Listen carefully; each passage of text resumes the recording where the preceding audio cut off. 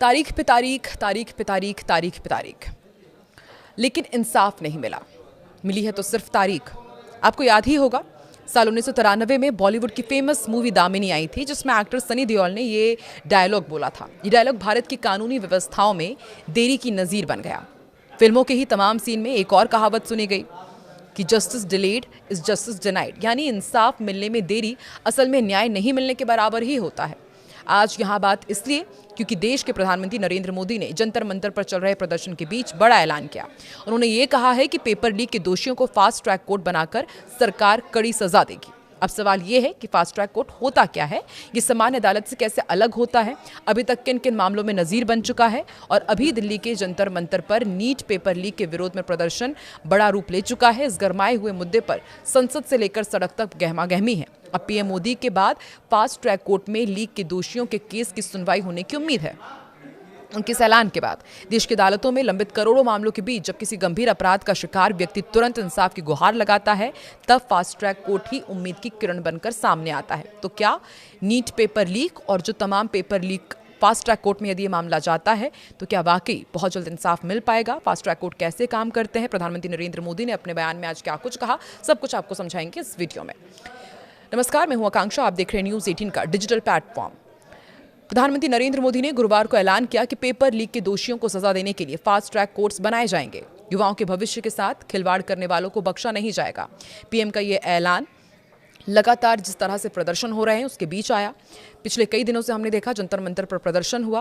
Activist Sonam Wangchuck भी भूख हड़ताल पर रहे। गुरुग्राम के वेदांता अस्पताल में वो भर्ती है, वहां पर उनका इलाज चल रहा है। देश में अब तक पेपर लीक मामलों की सुनवाई सामान्य अदालतों में ही होती थी, इसलिए फैसला आने में कई साल लग जाते थे। लेकिन अब प्रधानमंत्री ने इसके लिए फास्ट ट्रैक कोर्ट बनाने की घोषणा की है ताकि फैसला तेजी से हो सके। भारत में फास्ट ट्रैक कोर्ट की शुरुआत साल 2000 में हुई थी। इनका गठन 11वें वित्त आयोग की सिफारिश पर किया गया था। आयोग ने देश भर में 1734 फास्ट ट्रैक कोर्ट बनाने के लिए स्पेशल फंड की अनुशंसा भी की थी। फास्ट ट्रैक कोर्ट का रिकॉर्ड भी काफी बेहतर रहा है। केंद्र सरकार के अनुसार रेप और पॉक्सको मामले के लिए बनी फास्ट ट्रैक कोर्ट ने साल 2019 से 2025 तक में 3 लाख से ज्यादा मामलों का निपटारा किया है। इन अदालतों में मामलों के निपटारे का रेट 96.28% है, यानी कि जितने नए मामले आए लगभग उतने ही मामलों का निपटारा भी होता गया। हालांकि नए मामले लगातार दर्ज होने के कारण 2025 के अंत तक करीब 2.5 लाख ऐसे मामले थे जो पेंडिंग थे, जबकि 2024 के अंत में इनकी संख्या करीब 2 लाख थी। प्रधानमंत्री नरेंद्र मोदी ने 21 जुलाई को एनडीए संसदीय दल की बैठक में यह कहा था कि नीट पेपर लीक की खबर मिलते ही सरकार ने तुरंत कार्रवाई की। इस मामले में 13 आरोपियों को गिरफ्तार कर जेल भेजा गया। छात्रों का भविष्य सुरक्षित रहे इसलिए दोबारा परीक्षा कराई गई और समय पर रिजल्ट्स भी घोषित किए गए। पीएम मोदी ने इस मीटिंग में यह भी कहा था कि आगे ऐसी घटनाओं को रोकने के लिए सरकार सख्त कदम उठाएगी और दोषियों को देश के टॉप वकीलों की मदद से कड़ी सजा दिलाई जाएगी ताकि भविष्य में कोई ऐसी हरकत करने की हिम्मत ना करे। प्रधानमंत्री नरेंद्र मोदी ने उस दौरान बैठक में यह भी कहा था कि नीट पेपर लीक कोई राजनीतिक या दलगत मुद्दा नहीं है, बल्कि देश के युवाओं और उनके भविष्य से जुड़ा गंभीर विषय है। प्रधानमंत्री नरेंद्र मोदी की घोषणा के कुछ ही घंटों के बाद अब सरकार ने पेपर लीक में शामिल लोगों को जल्द न्याय दिलाने और कड़ी सजा देने के लिए फास्ट ट्रैक कोर्ट बनाने की प्रक्रिया शुरू कर दी है। नीट पेपर लीक मामले में आरोपियों पर नए एंटी चीटिंग कानून के तहत कार्रवाई होगी और उन पर पब्लिक एग्जामिनेशन एक्ट 2024 के तहत मुकदमा चलाया जाएगा। सूत्रों के मुताबिक केंद्र सरकार 4 राज्यों में फास्ट ट्रैक कोर्ट बनाने की प्रक्रिया में है। उन्होंने बताया कि इस कानून के तहत दोषी पाए जाने और सजा होने पर 5 साल की जेल होगी, 10 लाख रुपए का जुर्माना भी हो सकता है। अभी हाईकोर्ट में लगभग 4 मामले लंबित हैं और अब इन सभी मामलों की सुनवाई फास्ट ट्रैक कोर्ट में होगी। सूत्रों के अनुसार केंद्र सरकार संबंधित राज्यों और हाईकोर्ट से इस मामले के लिए विशेष फास्ट ट्रैक कोर्ट बनाने का औपचारिक अनुरोध करने वाली है ताकि रोजाना सुनवाई हो सके और मामलों का जल्द निपटारा भी हो। चूंकि नीट एक ऐसी परीक्षा है जिसे एनटीए आयोजित करती है, इसलिए इससे जुड़े पेपर लीक और अनुचित साधनों के मामलों का लेकर के इस कानून ये तमाम जो मामले हैं वो भी इसके दायरे में आएंगे। सूत्रों ने बताया कि नीट लीक के लिए संबंध में अब तक इस कानून के तहत 4 एफआईआर दर्ज की गई है। इन मामलों की सुनवाई के लिए बॉम्बे, कलकत्ता, दिल्ली और मध्य प्रदेश हाईकोर्ट के अधिकार क्षेत्र में प्राथमिकता के आधार पर 4 फास्ट ट्रैक कोर्ट बनाए जा रहे हैं। इनमें से 2 मामले बॉम्बे हाईकोर्ट के अधिकार क्षेत्र में आते हैं।